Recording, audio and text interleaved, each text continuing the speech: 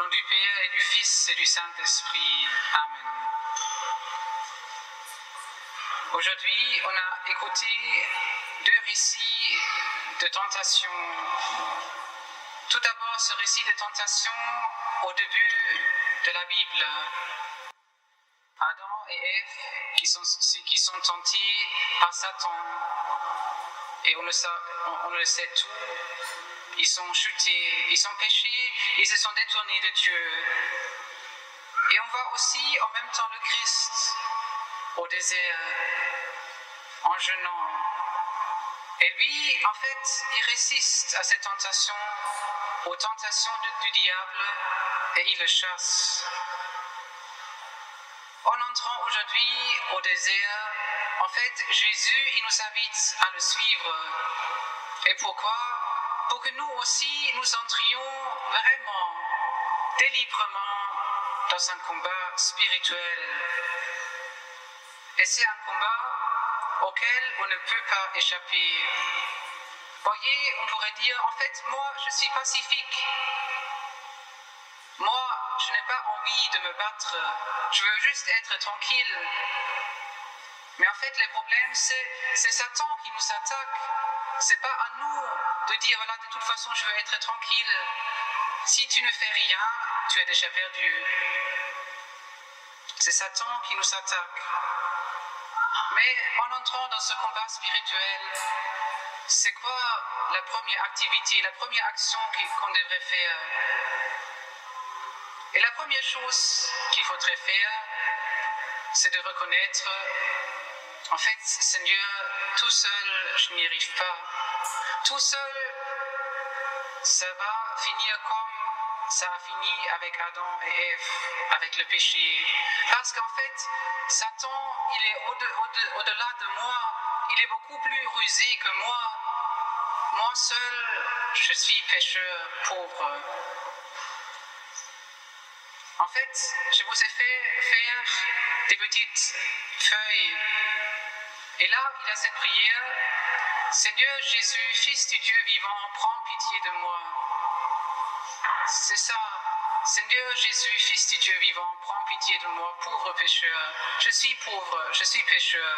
J'ai besoin de toi dans ce combat spirituel. Et en fait, c'est quoi la tactique du diable ? On l'a vu aujourd'hui, c'est le mensonge. C'est aussi, en fait, de fermer les yeux de l'homme pour l'aide de Dieu, pour la grandeur de Dieu, de montrer d'autres choses, de distraire l'homme, de l'empêcher de prier.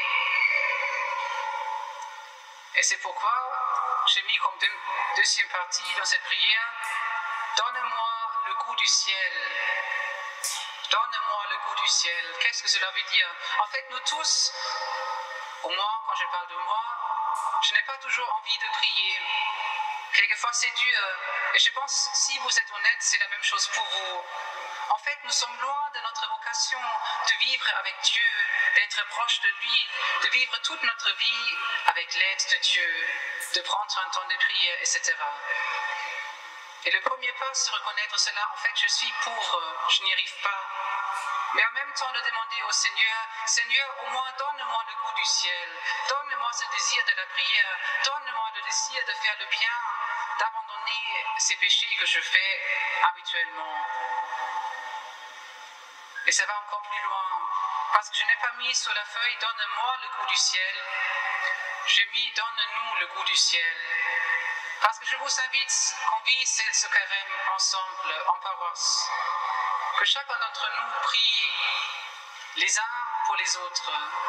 Et au moins chaque matin, que chaque paroissien, c'est le premier point, que chaque paroissien prie chaque matin, Seigneur Jésus, Fils du Dieu vivant, prends pitié de moi, pauvre pécheur, et donne-nous le goût du ciel.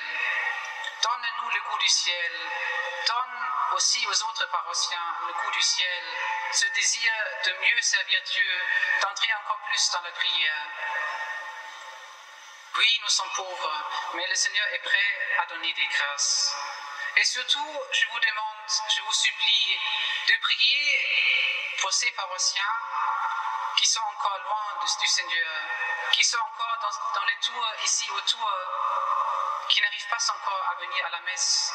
Aussi des paroissiens qui ont des enfants qui sont catéchumènes et qui sont maintenant à la maison parce qu'ils n'ont pas encore ce goût du ciel, parce qu'ils ne sentent pas encore ce besoin d'être auprès de Dieu, ce besoin de la prière. Prions les uns pour les autres, que le Seigneur nous donne le goût du ciel. Mais aussi pendant la journée, toujours de nouveau, implorons le Seigneur, transforme chacun d'entre nous, transforme notre paroisse. Le deuxième point est encore plus concret. C'est aussi sur les petits flyers. C'est par rapport aux outils électroniques.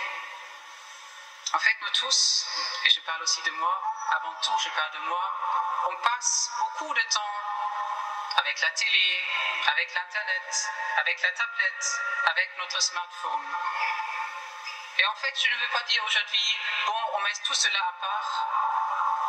Voilà, ce loisir, on ne le fait pas pendant le carême. Parce que je pense que ça serait impossible pour nous.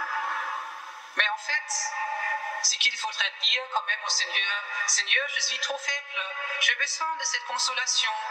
En fait, je sens tout d'abord ce désir de me consoler avec la télé, avec l'internet, avec les nouvelles, avec mon smartphone, et je ne sens pas le désir de la prière. Reconnaissons cela. Et comme être concrète, je vous invite chaque jour, avant d'aller sur l'internet, avant de regarder la télé,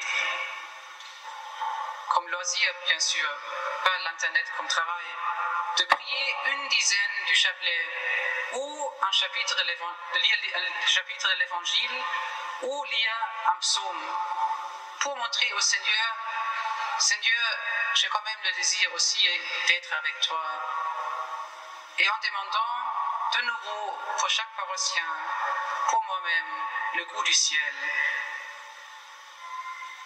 Et puis le troisième point sur le petit papier, en fait, se lier, regardez bien, se lier au Ferrero Rocher, regardez les louvettes, se lier au Ferrero Rocher. Parce qu'en fait, je dis, chaque effort pendant ce carême peut être transformé en douceur. Et ça sera très concret en fait. L'idée, c'est la suivante. Quand vous faites un effort pendant la semaine, vous pouvez noter cet effort sur un papier. Et le dimanche, quand vous arrivez à la messe, vous pouvez mettre cet effort, ou vos efforts, dans la boîte violette à votre gauche, à la sortie de la messe. Et pour chaque papier avec un effort dessus, moi, je vais donner à la paroisse, au jour de Pâques, un Ferrero Rocher. Transformons nos efforts en douceur. Transformons nos efforts en douceur. Et en fait, tout cela, c'est juste une image. La réalité est encore plus grande. Parce que si tu donnes quelque chose à Dieu, si tu te prives de quelque chose, si tu fais un effort qui est quelquefois dur, en fait, Dieu te donne quelque chose de plus grand. Dieu se montre à toi. Dieu te laisse encore plus goûter sa grandeur, sa beauté, sa paix, son amour. Oui, pendant ce carême, prions ensemble. Entrons dans ce combat spirituel les uns pour les autres. Et finalement, j'ai quand même encore pour les efforts quelque chose de concret. Vous savez, je suis toujours très concret. Par exemple, on peut prendre comme effort, à la fin de la messe le dimanche, de ne pas sortir tout de suite. On pourrait rester encore 2 minutes en silence ici auprès du Seigneur, pour que le Seigneur puisse me toucher, pour qu'il puisse me parler. Et en même temps, on peut le noter sur un papier et mettre sur la boîte. Puis, un autre point. Je ne sais pas si vous l'avez remarqué, depuis plusieurs semaines, la messe de 10h30 commence de nouveau à 10h30. Et un effort, ça pourrait être d'être à l'heure pour la messe à 10h30. Quelquefois maintenant, les dernières semaines, quand j'ai célébré la messe à 10h30, j'étais un peu choqué. Il y avait 40 personnes à 10h30. Et au fur et à mesure, l'église s'est remplie. De nouveau, c'était notre faute, parce que nous avons repoussé toujours de nouveau le début de la messe. Mais les dernières 4-5 semaines, ça a toujours commencé à 10h30. Nous, vos prêtres, on essaye de faire des efforts. Maintenant, faites, s'il vous plaît, aussi un effort. Je sais que quelquefois c'est difficile, mais il y a aussi des paroissiens qui viennent à la messe de 9h. Puis, un autre effort qu'on pourrait faire, en fait, c'est aussi très répandu ici, dans le sud de la France. Si on est de mauvaise humeur, on râle. Voilà, on râle. Moi, je ne suis pas content, alors tout le monde est obligé de savoir cela. Je râle, voilà, ça ne va pas, et ça aussi. Non, je me tais. Ça n'intéresse personne si vous êtes de mauvaise humeur. Ça n'intéresse personne. Offrons cela au Seigneur. Prions au lieu de râler cette prière. Et on peut aussi mettre ça sur un papier. Un effort qui peut se transformer en douceur. Puis, une dernière idée. Ça, c'est pour les pros, pour les professionnels. Moi, je vous propose qu'on essaye de faire un jour de jeûne juste avec de l'eau. Un jeûne juste avec de l'eau, toute une journée. Attention, bien sûr, pour ceux qui sont de bonne santé, qui ne travaillent pas trop physiquement, qui ne sont pas enceintes, qui n'allaitent pas. Mais pour tous ceux qui sont de bonne santé, ce n'est pas du tout un problème pour notre corps de jeûner une journée à l'eau. Et vous verrez, c'est aussi une expérience spirituelle. Tu vas sentir ta faiblesse, mais c'est aussi une possibilité pour le Seigneur de te remplir avec sa grandeur, avec sa beauté, avec sa bonté. Essayez-le, je vous encourage. Voilà, je pourrais faire encore toute une liste, mais soyez-vous inventifs. Vivons ce carême ensemble, en paroisse. Et de nouveau, s'il vous plaît, priez surtout pour tous ceux qui s'approchent de la paroisse, qui n'arrivent pas encore à venir à la messe. C'est vraiment un combat spirituel.